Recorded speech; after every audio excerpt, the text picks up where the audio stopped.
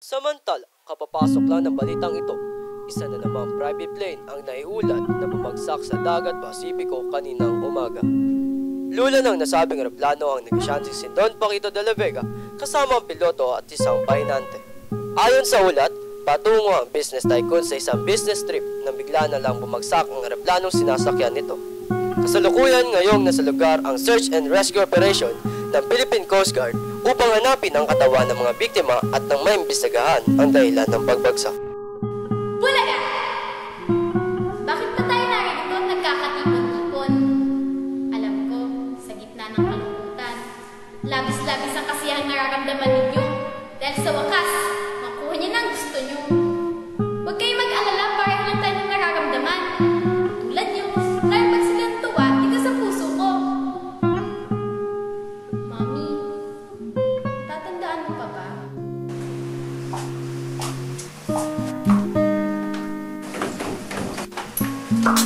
Ikaw talagang bata ka! Wala ka namang ibang ginawang tama! Puro ka na sa panala mo! You know what? You're the reason why your father died! You're the reason why my husband died! He drove just to save you! Puro na your mind that you're the one who killed your own father! Kung alam mo lang, sana buhay mo ang daddy mo ngayon! Sana buhay mo sa ako! Ikaw ay sa lahat! Ikaw! Sana ikaw na namatay! Sabi ko naman kasi sa'yo, di ba mag-iingat ka? Yan tuloy, galit na naman sa'yo ang mami mo kanina. Hala, sige, matulog ka na. Kaya ka na dito. Gusto mo ba kantahan ka ni Yaya? Inday, inday, maturog na. Ang nimong nanay nag-uupisyo pa. Kahit lagi mo akong sinisisi sa pagkamatay ni Daddy, kahit lagi kang umiinom at hindi mo ako inaasikaso, mahal na mahal pa rin kita. Alam mo bang gusto kitang yakapin? Gusto kong ipadama sa'yo na mahal kita. Gusto ko rin sanang isumbong sa'yo yung ginagawa sa akin ni Uncle Russell sa tuwing dinadala ko ni Yaya sa klinik niya para magpa-check up dahil sa emotional trauma ko nang mawala si Daddy. Huwag kang matakot, Sofia. Parang kagat lang ito ng langgam. It will help you to be healthy again and overcome your fear. Yan na. Trust me, I'm your uncle, right? Bato lang, joke na kita.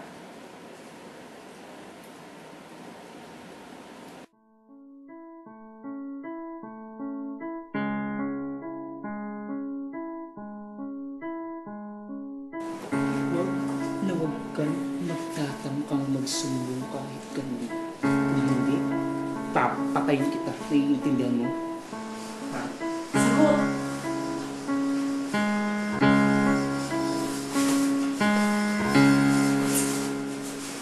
Takot na takot ako kay Uncle. Ayoko sa kanya, ba't siya? Sabi mo, ginagamot mo lang ako, pero... Ginagamot mo din ba si Leslie? Sophia! Look ko, binilhan ako ng mami ko ng bagong phone. Eh yung mami mo, wala namang pakalam sa'yo. Nakakaawa ka naman. Puro ka na ng libro. Napaka-cheap mo. Akin na nga yan. Wala namang kwenta yan. Akin sabi! Kapal ng mukha mo.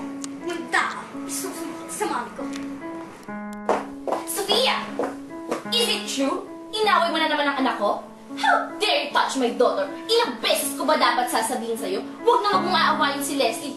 Well, Ma'am, tama na po, ma'am! What do I expect from your mom? Hindi ka na inaalagaan? Ma'am, tama na po! Huwag ka na nakikialam dito? Ma'am, tama na po! Pagsabihan mo yung alaga mo, ah!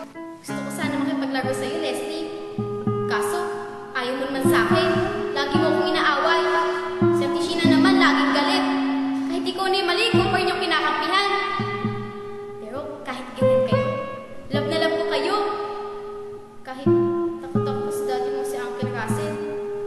Gusto ba din kita maging friend, Leslie? Siguro, pag naging friend kita, hindi na sa'kin magagalit si Lola Guada.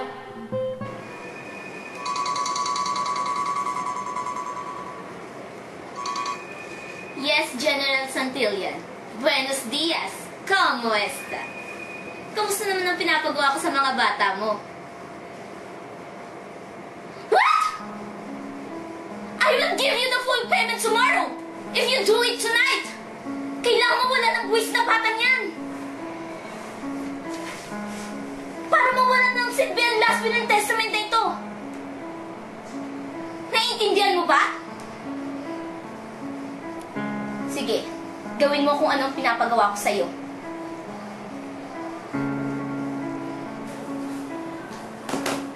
Kukunin ko lang naman talaga kung ano ang nararapat sa akin. Akin lang ang yaman ng mga De La Vega.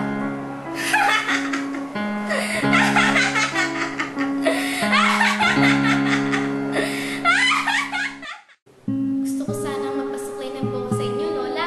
O kaya naman, magpakwento tuwing gabi. Kaso, kung kayamanan lang naman nasa isip nyo, lagi na lang pera, pera, pera. Nakakainis! Nakakamiss tuloy si Lolo. Yaya, pakidala nga lahat ng gamit sa sasakyan. Yes, sir! I need to go. I need to attend a meeting. By the way, how's my sweet little angel, Sophia? What? Umaga-umaga, alis ka na naman? Di ba kakauwi mo lang? As if I have a choice. You know I can trust anyone in my office.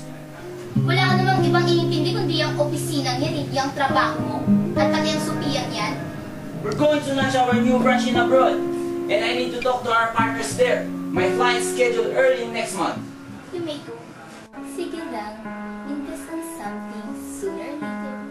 I will be the one to manage everything. And the kid. Kaya naman mahal na mahal kita, Lo. Kung sana, lagi ka lang narito para pagtanggol ako sa iba. Kung sana di mo kailangan umalis at iwan ako. Napakarami ko pa sana gustong sabihin sa inyo. Matagal ko na sana nasabi ang mga bagay na to. Kaso, ano bang magagawa ko? Si Yaya sa limang naman nagtsatsaga na nakipag-usap sa akin. Lahat kayo galit sa akin. Si Lola, si Mami, si Uncle Russell, si Auntie Gina, si Leslie. Lahat kayo ayaw din sa akin dahil ganito ako.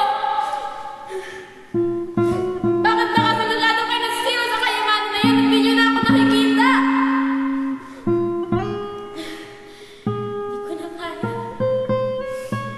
Nahihirapan na ako. Gusto ko sana iparamdam sa inyong lahat ang kasiyahan, pagmamahal, takot at pangamba. Kasalanan ko bang naging ganito ako? Kung sana, sinubukan niyo lang akong pansinin. Kung sana, inintindi niyo ko at yung mga pahiwatig ko. Nakaya. Nahihirapan na ako. Pagod na ako. Gusto ko nang magpahinga. Pero bago yun, gusto ko sana sabihin, thank you. I love you. Sorry. Sisimulan na natin ang ating technological service para sa ating kaibigan, anak, apo, at kapatid nating si Sophia De La Vega. Panalangin natin ang kanyang kaluluwa. Di ko na pag-usig, dalangin ko'y marinig. Di man maisatinig,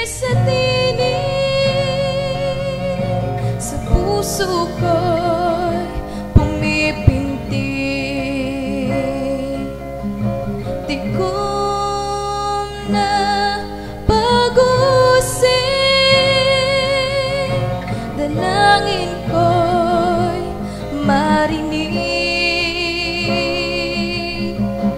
Di man maisatinig, sa puso ko. Mabait na bata yan. Masayain at mapagmahal. Kahit ipinanganak siyang Pepe at hindi nakakapagsalita, Mahal na mahal niyang pamilya niya.